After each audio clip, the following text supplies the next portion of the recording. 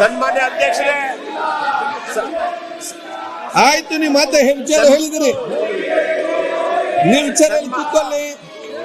ಎಲ್ಲ ಆಡಳಿತ ಪಕ್ಷ ಸದಸ್ಯರು ಕಿವಿಗೆ ಇಯರ್ಫೋನ್ ಹಾಕಿ. ಸನ್ಮಾನ್ಯ ಅಧ್ಯಕ್ಷರೇ, ಆವಾಗ ನಿಮ್ಗೆ ಇವರ ಮಾತು ಕೇಳುದಿಲ್ಲ, ನಿಮ್ಮ ಸದಸ್ಯರ ಮಾತು ಮಾತ್ರ ಕೇಳ್ತದೆ.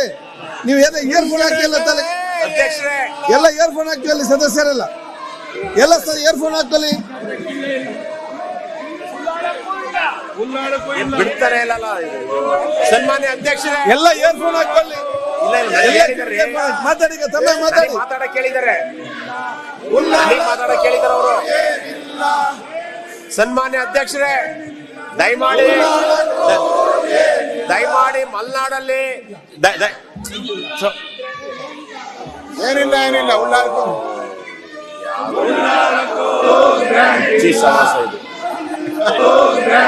ಸಮಾಸ ಇದು